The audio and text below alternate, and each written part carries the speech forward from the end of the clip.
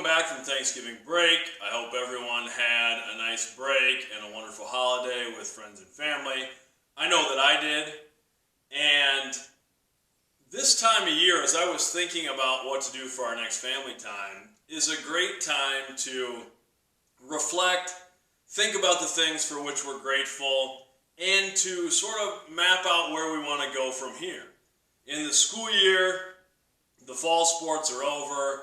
The winter sports are starting to get into full swing, and winter activities, all winter extracurricular activities.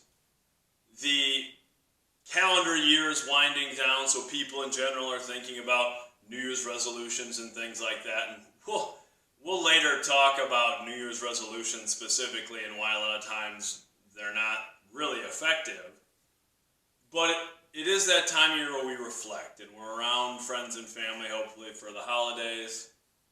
And I was thinking about our last family time, which was sharing a snapshot of you, where it was sending me just a picture that you thought represents who you are and the things that you care about.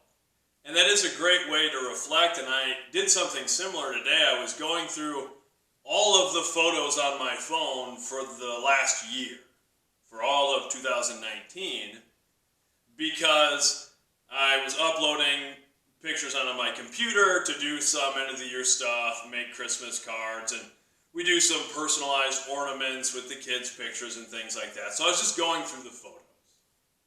And it's interesting, if you scan through somebody's photos, you can really get a picture of the things they care about. And on my phone, it was mostly pictures of my kids and all the different adventures that we did all year. Traveling, visiting friends and family, doing different things, having different experiences. And then it was a lot of pictures of the other things that I'm passionate about. It was of the art room and projects that my students make and coaching stuff, out at football practice, my kids, my own children, being involved with these, being around our high school kids. And I just thought, well, that's a great representation of the things that I care about and the things for which I'm grateful. And anytime it's a holiday or a time to reflect, I do think that I'm one of the far too few people who really gets to do something I love every day, that has a career, that gets to go to a job that I love doing, interact with people that I care about, and that's an incredibly wonderful thing that not everyone gets to do. So I'm very thankful for everyone watching this, very thankful for all of my students, and I captured another picture the other day that kind of summed that up too, where I had some former students who are off in college who came back, and we had breakfast together at our house. And then some of those college students stayed and they built a snow fort with my kids, and I have a picture of them sitting in the snow fort with my own children. And I just thought, yeah, those are the things that I care about, and how lucky I am to have those connections and get to see those people after they leave our school and those sorts of things. And I was thinking about not only those pictures, but also, since it is that time of year of reflecting, how do other people get to an area, how does anyone get to a point in life where you are happy doing the things that you're doing, where you're sort of at a sense of happiness and peace? And that really comes down to meeting your blueprint. And that's not my terminology. That's actually something that Tony Robbins talks about, the motivational speaker. And if you're one of the students or staff members that I send this to in an email, I'll have a video of his link to this talking about that. But really, your blueprint is your picture of success and happiness in any phase of your life. And that's what we're going to talk about this week, is starting to work on identifying what's your blueprint. Because that can be a hard thing to identify sometimes. And basically, it's just creating a picture of what it really means to be successful and happy to you. It doesn't need to be anyone else's definition. And I think that's hard sometimes in schools. And I think teachers and administrators and everyone tries to do a good job with encouraging students to find their own passions and things like that. I think we do a nice job of it in our school by and large.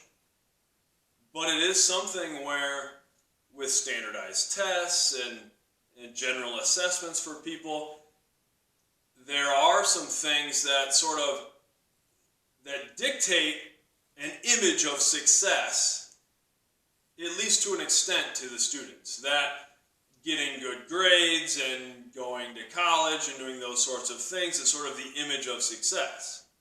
And that's not necessarily a bad thing, but that's one version of success and one version of being happy and being at peace.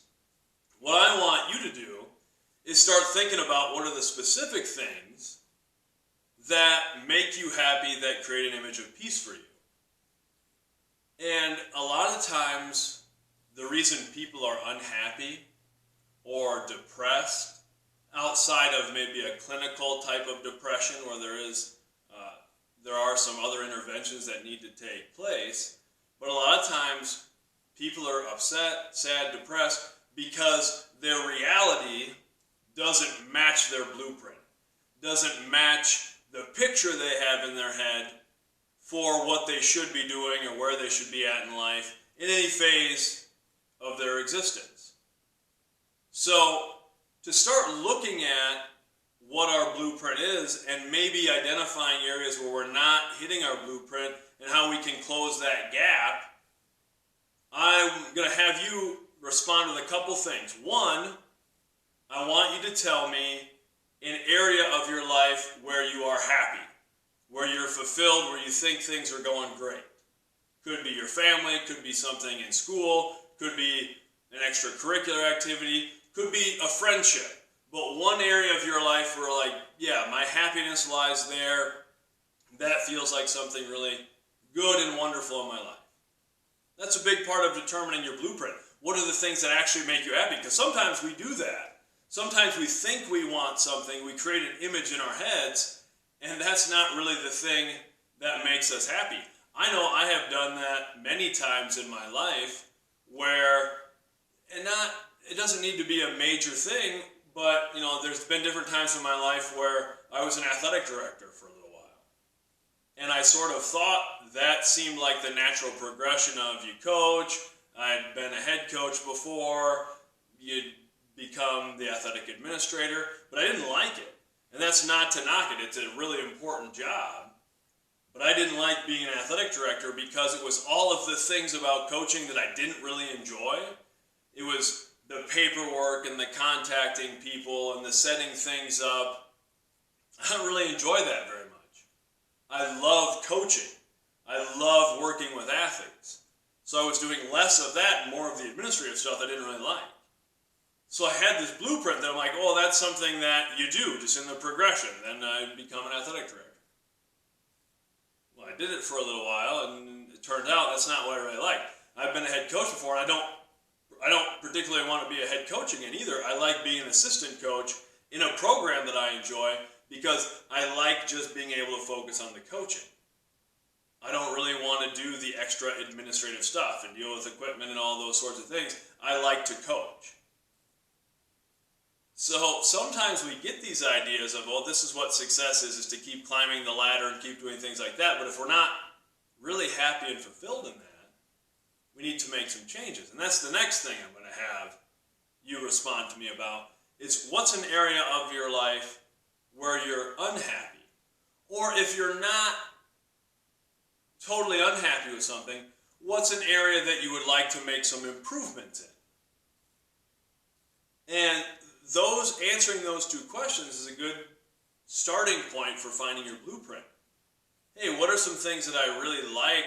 What are some things in my life that really make me happy? And what are some things that aren't as great?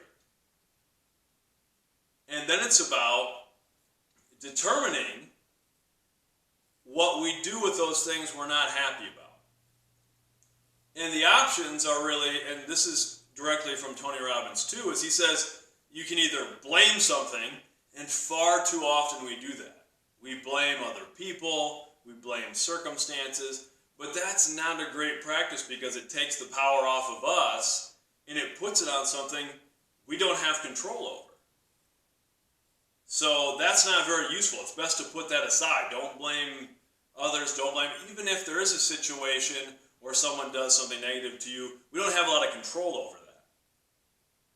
So it's best to focus on the other two options, which are either change ourselves in our situation to meet our blueprint,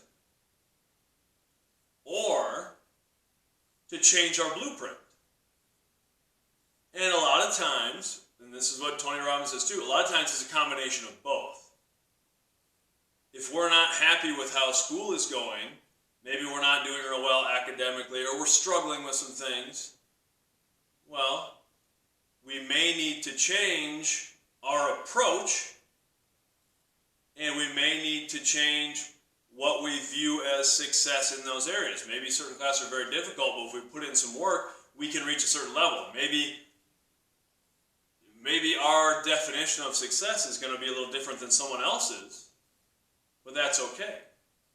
It's the same thing with family life, or maybe you're in a sports program or something like that, and you want to be a varsity player, and right now you're not playing varsity. Well, what are some things that you can change to try to get to that level, some practices that you can implement, but also, for the time being, maybe you have to adjust your blueprint a little bit. And maybe you're not going to be a starter, but you're going to be one of the people first off the bench.